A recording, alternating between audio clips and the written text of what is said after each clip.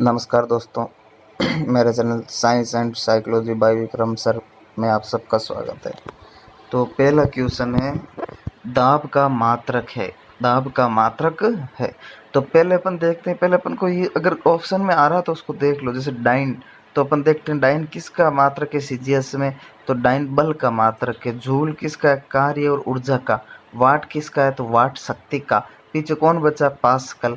तो पास्कल होता है किसका मात्रक, दाब का। तो दाब का मात्रक कौन होगा, पास्कल। ऑप्शन 4 क्या होगा, ध्यान रखना, राइट होगा ना। तो ऑप्शन 4 होगा इसमें राइट। नेक्स्ट क्वेश्चन, ठोस कपूर से कपूर वाष्प, मतलब ठोस कपूर से कपूर वाष्प यानी गैस। और आप सब पढ़ चुके हो, देखो पहले क्वेश्चन को समझना चाहिए हमेशा। ठोस कपूर से ठोस वाष्प बनाने की प्रक्रिया को क्या कहते हैं। तो ठोस से क्या बना, गैस। और ठोस से जो सीधा डायरेक्ट गैस बने उस प्रक्रिया को क्या कहते हैं। और आप सब ने पढ़ा है मेरे नोट्स में अच्छी तरह से। तो पहला है उद्रपातन, वाष्पीकरण। वाष्पीकरण मतलब वाष्प में बदलना, किसी द्रव्य को वाष्प में बदलना, वाष्पीकरण। पिघलना, कोई जैसे मान ठोस है और वो द्रव्य में पिघल रहा है तो वो पिघलना कहलाता है। इनमें से कोई नहीं तो कोई मतलब नहीं है। पिघलना का मतलब नहीं, वाष्पीकरण मतलब नहीं। तो पीछे कौन बचा, उद्रपातन। उद्रपातन क्रिया में क्या होता है, सीधा ठोस से किस में बदल जाता है, गैस में। उसे क्या कहते हैं, उद्रपातन। तो ठोस कपूर से कपूर वाष्प बनाने की प्रक्रिया क्या कहेंगे, उद्रपातन। तो कौन सा, ऑप्शन ए क्या होगा, राइट। नेक्स्ट क्वेश्चन, जब ध्वनि तरंग चलती है तो वे अपने साथ क्या ले जाती है। जब ध्वनि तरंग चलती है तो वे अपने साथ क्या ले जाती है, द्रव्यमान। ठीक है।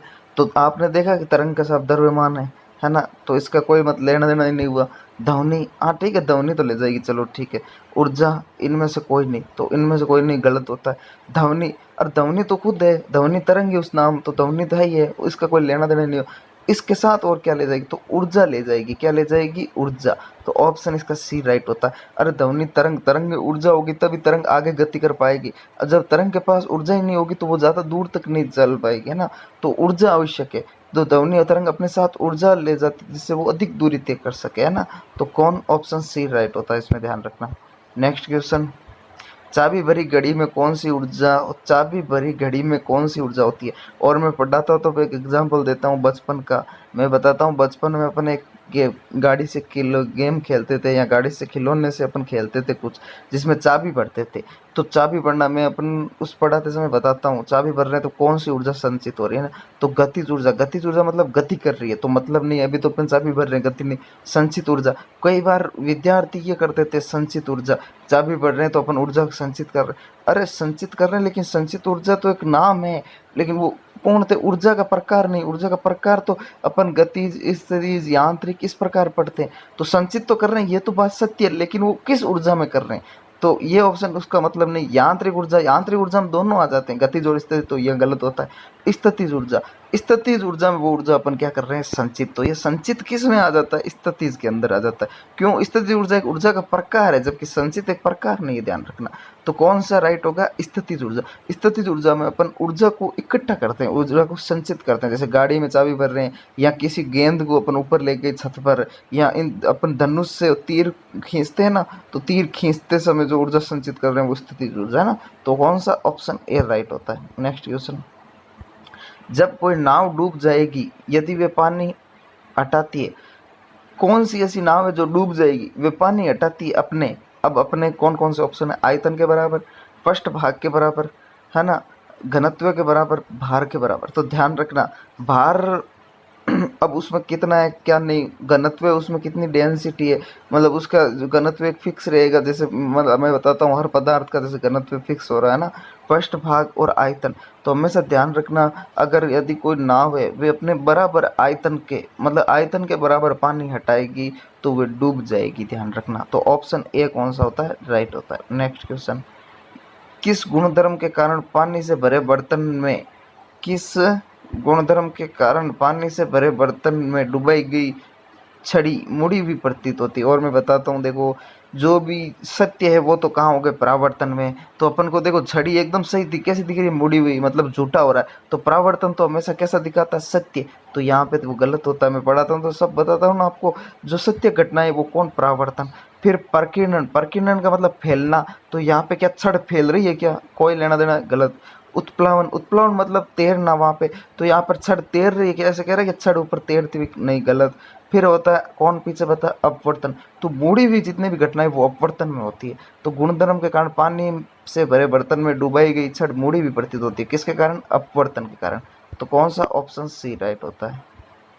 नेक्स्ट क्वेश्चन, एक प्रिज्म से गुजरने पर जो प्रकाश सबसे अधिक अपवर्तित होता वह एक प्रिज्म से गुजरने पर एक प्रिज्म से गुजरने पर जो प्रकाश सबसे अधिक अपवर्तित होता वह हरा, बैंगनी, लाल, नारंगी। तो ध्यान रखना जिसकी तरंग दैर्ध्य कम होगी ना वो अधिक अपवर्तित होगा, ध्यान रखना। तो इन चारों में से सबसे कम तरंग दैर्ध्य किसकी है? तो आपको एक शॉर्ट ट्रिक बताता हूँ मैं, विबज्योर। क्या बताता हूँ? विबज्योर या बेजानी हप्पी नाला। तो आप देखते हो सर्वाधिक तरंग दैर्ध्य किसकी? लाल की। और सबसे कम वी है ना किसकी? बेजानी बैंगनी की, ध्यान रखना। तो हमेशा ध्यान रखना इन चारों में से किसकी है? बैंगनी की। तो ऑप्शन कौन सा चौथा राइट होगा? बैंगनी, ध्यान रखना, ऑप्शन बी। नेक्स्ट क्वेश्चन, उदय और अस्त होते समय सूर्य दिखाई देता, आप सब देखते हो। जब आपको शाम को देखते हो सूर्य उदय मतलब अस्त हो रहा है, और सुबह देखते हो सूर्य उदय हो रहा है, तो वहां पे आपको लाल लाल लालिमा दिखती है, ऐसे लाल लाल। वो रंग कैसा है? अब मैंने बोल भी दिया कैसा, लाल लाल लालिमा, है ना। लालिमा, लायन लालिमा, लायन लाल। तो वो लाल रंग का होता है। कैसा होता है? लाल रंग का। तो यहाँ पे देखो ऑप्शन में नीला है, काला है, पीला है और लाल है। तो ऑप्शन राइट कौन सा होगा? लाल। तो ऑप्शन ए क्या होता है इसमें? राइट होता है। नेक्स्ट क्वेश्चन, आंख में प्रवेश करने वाले प्रकाश की मात्रा को नियंत्रित करता है। आंख में जो प्रवेश कर रहे प्रकाश उसकी मात्रा को नियंत्रित कौन करेगा? परितारिका, पुतली, लेंस, पक्षमाभिपेंशिया। तो हमेशा ध्यान रखना ऑप्शन ए राइट होगा। कौन सा? परितारिका। परितारिका को इंग्लिश में बोलते हैं आइरिस। क्या बोलते हैं? आइरिस। क्या बोलेंगे? आइरिस। परितारिका बोलते हैं आइरिस, है ना। और ये आइरिस क्या करता है? ये जो रेटिना, रेटिना पर अपना जो अपन देखते हैं ना, जो ये प्रतिबिंब बन रहा है ये रेटिना पर बनता है।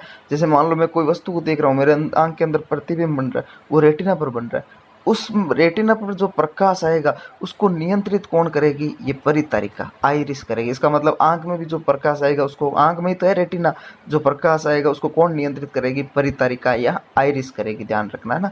और आइरिस या परितारिका कारण ये थोड़ा सा यार आंख का जो अपना कलर भी होता है ना, ये इस आइरिस या परितारिका कारण नहीं होता। जैसे कोई का नीला है आंख, तो पुतली होती है ना नीली सी, इस प्रकार ध्यान रखना। तो इस कौन होती है? परितारिका या आइरिस। ऑप्शन ए राइट होता है। नेक्स्ट क्वेश्चन, सूर्य की ऊर्जा उत्पन्न होती है। हाँ, सूर्य कैसे ऊर्जा उत्पन्न करता है? ऑक्सीकरण द्वारा। अब आप ऑक्सीकरण पढ़ते हो, ऑक्सीजन का जुड़ना, तो यहाँ तो कोई लेना देना ही नहीं है। सूर्य की ऊर्जा में ऑक्सीजन होती है क्या? कौन होती है? हाइड्रोजन। तो ऑक्सीजन का मतलब ही नहीं है। नाभिक के विखंडन, विखंडन मतलब टूटना। कैसे सूर्य ऊर्जा तोड़ तोड़ के देता, तो यहाँ पहुँचती नहीं वो किरण, फिर आयनन द्वारा। और नाभिक के संलयन, संलयन का मतलब जुड़ना। तो हाँ, मतलब नाभिक के जो नाभिक के जुड़ जुड़ कर, नाभिक क्या, दो नाभिक जुड़ जुड़ कर एक बड़े नाभिक का निर्माण करेगी। मतलब सूर्य की जो ऊर्जा है वो नाभिक के संलयन मतलब जुड़ जुड़ कर, जुड़ने की क्रिया पर जोर देती है। और नाभिक के संलयन के कारण ही सूर्य की ऊर्जा क्या होती है? उत्पन्न होती है, जो जुड़कर अपन यहाँ पृथ्वी तक पहुँच जाती है, इतनी तीव्र होती है, ध्यान रखना, है ना। और नाभिक के संलयन पर कौन, जैसे आप पढ़ते हो हाइड्रोजन बम और परमाणु बम, है ना, पढ़ते हो, तो हाइड्रोजन बम नाभिक के संलयन पर, और परमाणु बम नाभिक के विखंडन पर। परमाणु बम जो हिरासाकी और नागासाकी में डाला था ना, है ना, अमेरिका ने, परमाणु बम, वो नाभिक के विखंडन मतलब टूटना, उसके अणु टूटते हैं। और जबकि हाइड्रोजन बम किस पर? नाभिक के संलयन, इसके अणु जुड़ते हैं, ध्यान रखना। जबकि नाभिक के हाइड्रोजन बम परमाणु बम से 1000 गुना अधिक क्षमता वाला होता है। कितना? 1000 अधिक क्षमता वाला। कौन? हाइड्रोजन बम परमाणु बम से अधिक क्षमता का होता है, ध्यान रखना, है ना। इस प्रकार तो इसका ऑप्शन कौन सा राइट होता है? इसका होता है नाभिक के संलयन, ऑप्शन डी। धन्यवाद दोस्तों, ज़्यादा से ज़्यादा सब्सक्राइब करें, आपको अच्छा लगे तो आगे शेयर करें, धन्यवाद।